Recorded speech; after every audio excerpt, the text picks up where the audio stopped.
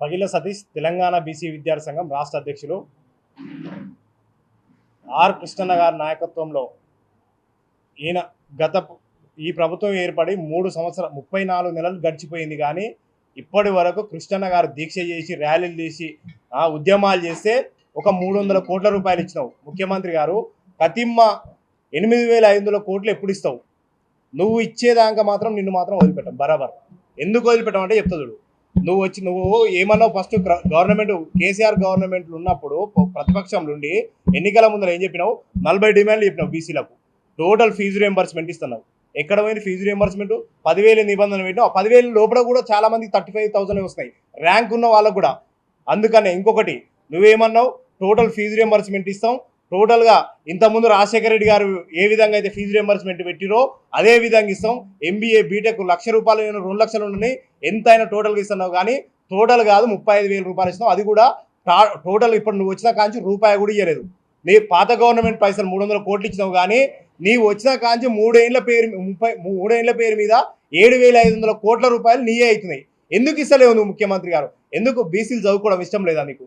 బీసీలు చదువుకొని ఈరోజు ఎంతోమంది కార్మికుల కొడుకు పిల్లలు తల్లిదండ్రుల పిల్లలు కానీ వృక్షా కార్మికులు కానీ లేకపోతే రోడ్లు వేసే తల్లిదండ్రుల పిల్లలు కానీ ఈరోజు పాచి పనులు చేసుకొని తల్లిదండ్రుల పిల్లలు కానీ ఈరోజు పత్తి కూల తల్లిదండ్రుల పిల్లలు కానీ వ్యవసాయ కార్మికులు కానీ వీళ్ళందరూ పిల్లలు ఏం చేస్తున్నారంటే 20 ఏళ్ల కింద వీళ్ళందరూ అంటే మొత్తం రోడ్లు వేసి హైదరాబాద్లో రోడ్లు వేసి రప్పలు వేసి రాళ్ళు కొట్టి ఇవన్నీ చేసే పిల్లలు ఈరోజు చదువుకొని విద్యావంతులయ్యి ఈరోజు అమెరికాలో అదేవిధంగా యూకేలో లండన్లో ఆస్ట్రేలియాలో జర్మనీలో జపాన్లో అనేక ఫార్మసీ కంపెనీలు అదేవిధంగా టెక్నాలజీ ఎట్లా డెవలప్ చేస్తున్నారు. ఒకప్పుడు గడ్డపార పట్టుకున్న చేతులు ఈరోజు కంప్యూటర్ తోటి టెక్నాలజీని డెవలప్ చేస్తున్నారు. ఏం డెవలప్ చేస్తున్నారు? అవన్నీ కారణం ఎవరంటే ఆర్ కృష్ణన్న గారు 2008లో అమర నిరాహార దీక్ష చేసి ఫీజు రియంబర్స్మెంట్ పథకం ఏర్పాటు చేశారు. ఆ రోజు రాజశేఖర రెడ్డి, స్వర్గీయ రాజశేఖర రెడ్డి గారు, మీ కాంగ్రెస్ పార్టీ ముఖ్యమంత్రి గారే ఎంత పెద్ద గొప్ప పథకం ఒక బీసీలకే అడగకుండా కృష్ణన్న గారు మీరు ఓసీలకు కూడా ఇవ్వమన్నారు చూడని కృష్ణన్నని ఇట్లా అక్ చేసుకుండా ఆ రోజు రాజశేఖర రెడ్డి గారు. అంటే ఎందుకు? ఇది ఒక పేద వర్గాలు చదువుకొని డెవలప్ అవుతారు. పేద వర్గాలు ఏ విధంగా డెవలప్ అవుతారు అంటే చదువుకుంటే డెవలప్ అవుతారు. చదువుకుంటేనే ఈరోజు రాష్ట్రంలో ఉన్న 50% ఉద్యోగులు ఏ నుంచి వచ్చారంటే ఈ ఫీజు రియంబర్స్మెంట్ పథకం నుంచి ఉద్యోగులు తయారయ్యారు. ఈరోజు ఎంతోమంది నిరుద్యోగులు ఈరోజు ఉద్యోగం సంపాదిస్తారంటే కారణం కూడా ఫీజు రియంబర్స్మెంట్ తోటి. కానీ ఒకప్పుడు బీటెక్ చదివేటోళ్ళు, ఎంబీఏ చదువుతాడు, ఫార్మసీ చేస్తాడు, ఏడ ఉండేది తెలుసా? ఊర్లలో మండలానికి 1-2 ఉండేది. అది కూడా పెద్ద 100 ఎకరాలు ఉన్న తల్లిదండ్రుల పిల్లలే. కానీ ఈరోజు పేద వర్గాలు చదువుకుంటారంటే టైగర్ ఆర్ కృష్ణ గారి పోరాట ఫలితం. ఇంకొకటి పక్క రాష్ట్రం, మన రాష్ట్రం వెళ్ళిపోయి అక్కడ పక్క రాష్ట్రాలు 2 రాష్ట్రాలైనాయి. కానీ ఇక్కడ నేను 10,000 నిబంధనలు పెట్టినావు. అక్కడనేమో 2 లక్షల ఫీజు ఉన్నా కానీ 2,50,000 ఫీజు ఉందా కానీ ఎంత ఫీజు ఉంటే అంత టోటల్గానేమో ఆంధ్రప్రదేశ్లో ఇస్తారు. కానీ ఇక్కడ ఏం చేస్తారు? 10,000 నిబంధన పెట్టి ఆ 10,000 నిబంధన పెట్టి కనీసం ఆ 35,000 ఇస్తారంటే అది లేదు. చేత కాకుండా మొత్తం ఎక్కడికక్కడ మాటలు బూటకాలు అన్నీ చెప్పి ముఖ్యమంత్రి రోజు ఏమనంటే పాత గవర్నమెంట్ మీద ఎత్తేస్తున్నావు. పాత గవర్నమెంట్ పోయినప్పుడు మా అంటే ఒక 2,000 కోట్లు లేకపోతే 2,500 కోట్లు ఉన్నాయి. కానీ నువ్వు వచ్చినాక ఏమైంది? మొత్తం 10,000 కోట్లు అయినాయి. 10,000 కోట్ల ఫీజు రియంబర్స్మెంట్ విడుదల చేయకపోతే మాత్రం కృష్ణన్న గారి నాయకత్వంలో ఇంతకింత పోరాటాలు ఎక్కువ ఉంటాయి. ముఖ్యమంత్రి నువ్వు మారి ఫీజు రియంబర్స్మెంట్ లేకపోతే ఎంతసేపు కృష్ణన్నను విమర్శించుదాం, లేకపోతే ఆ పార్టీని తిడదాం ఈ పార్టీని తిడదాం అనేది తప్ప మాకు కానీ కృష్ణన్నకు కానీ బీసీ విద్యార్థులకు కానీ ఎస్సీ విద్యార్థులకు కానీ ఈ తెలంగాణ రాష్ట్రంలో ఏ విద్యార్థికి కూడా పార్టీలు సంబంధం లేదు. మాకు కావాల్సింది ఏంది? మేము చదువుకుంటాం, మాకు ఫీజు రియంబర్స్మెంట్, మేము చదువుకుంటాం, మాకు స్కాలర్షిప్లు. మీరు వచ్చిన కానీ నాకు ఒక డౌట్ వస్తుంది ముఖ్యమంత్రి మీద. నువ్వు ఎప్పుడన్నా కాలేజీకి పోయినావా లేకపోతే యూనివర్సిటీలో చదివినావా? యూనివర్సిటీలో కాలేజీలో చదివితే నీకు మా బాధ అర్థం అవ్వదు. ఫీజు రియంబర్స్మెంట్ రాక పుస్తకాలు అమ్మి ఈరోజు ఫీజులు కట్టవలసి వస్తుంది. ఏమంటున్నావు నువ్వు? ట్రస్టులు వేస్తా లేకపోతే పిల్లల అకౌంట్లు వేస్తా అని చెప్తున్నావు.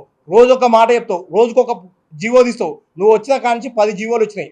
అసలు కాలేజీలో క్లారిటీ లేదు, పిల్లలకు క్లారిటీ లేదు, కనీసం నీకు కూడా క్లారిటీ లేకపోవచ్చు నాకు తెలిసి. ఎందుకంటే ఇవన్నీ వాడు వీడు చెప్పి ఆ ఆఫీసర్ ఈ ఆఫీసర్లు రూమ్లో కూర్చొని ఏసీ రూమ్లో కూర్చొని ఫ్యాన్ కింద కూర్చొని నీకు మాటలు చెప్తారు. మేము ట్యూషన్లు చెప్పొచ్చినాము, అది చెప్పొచ్చినాం, ఇవి చెప్పొచ్చినాం అని నీకు మాయ మాటలు చెప్తారు. నీకే బ్యాడ్ నేమ్ వస్తుంది. నువ్వు 5 ఏళ్ళు ముఖ్యమంత్రి ఉంటావు అనుకున్నాం కానీ నువ్వు మధ్యలోనే పోతావని మేము అనుకోలేదు. ముఖ్యమంత్రి ఇప్పటికైనా మారి బీసీ ఎస్సీ ఎస్టీ విద్యార్థుల 8,500 కోట్ల రూపాయల ఫీజు రియంబర్స్మెంట్ విడుదల చేయండి. మీకు గౌరవిస్తున్నాం ముఖ్యమంత్రి. నువ్వు గౌరవం ఉంచుకోకపోతే మాత్రం విద్యార్థులు చింత చెట్టు కేసి చింత బరుగుతోటి కొడతారు నిన్ను అని ముఖ్యమంత్రికి హెచ్చరిస్తున్నాం. ముఖ్యమంత్రి నీకు ఎవరైతే సలహాలు ఇస్తారో వాళ్ళ మాటలు వినకుండా మీరు టోటల్ ఫీజు రియంబర్స్మెంట్ ఇవ్వండి. మా అంటే అప్పులు 4 లక్షల కోట్లు అప్పులు తెచ్చినావు నువ్వు, 4 లక్షల కోట్ల అప్పులు తెచ్చినావు నువ్వు. అదేవిధంగా ఫ్యూచర్ సిటీ కోసం 3 లక్షల కోట్లు, మూసీ నదికి 1,50,000 కోట్లు ఇవన్నీ పెడుతున్నావు, బాగానే ఉంది. కానీ పిల్లల ఫీజులకు ఏ బ్యాంక్ ఇస్తలేదు నీకు ఒక 8,500 కోట్ల రూపాయలు. అందుకని ముఖ్యమంత్రి నువ్వు బ్యాంకులను అడిగే చేత కాదు, నీకు పిల్లలు చదువుకునే ఇష్టం లేదు, ఎట్లా తీసేదాం ఫీజుల రియంబర్స్మెంట్ అని నువ్వు రోజు అదే ఆలోచన చేస్తున్నావు అని మాకు అర్థమైంది. నువ్వు వచ్చిన కాంచి ఒక బీసీ హాస్టల్కి ఒక బిల్డింగ్ కట్టినావా, ఒక గురుకుల పాఠశాలకు ఒక బిల్డింగ్ కట్టినావా? పోనీ మాజీ ముఖ్యమంత్రి కేసీఆర్ గారు 119 గురుకుల పాఠశాల ఇచ్చారు. నువ్వు వచ్చి 3 ఏళ్ళు అవుతుంది, ఒక్క గురుకుల పాఠశాలన్న మంజూరు చేసినావా? పోనీ ఒక హాస్టల్ అన్న మంజూరు చేసినావా? ఎందుకయ్యా నువ్వు ఊక మాటలు మాట్లాడి అన్ని నేనేమనంటే ఈ గుంపు మొత్తం నాది అంటే నీ గుంపులో ఉన్న ఈ గుంపంతా నువ్వు మంచి మాట చెప్పినావు, కానీ ఈ గుంపులంతా పిల్లలు ఎక్కడ పోవాలి? ఈ పిల్లలకు ఫీజులు ఇవ్వ చేత కాదు, ఈ పిల్లలకు ఒక హాస్టల్ కట్ట చేత కాదు, ఏది కట్ట చేత కాదు.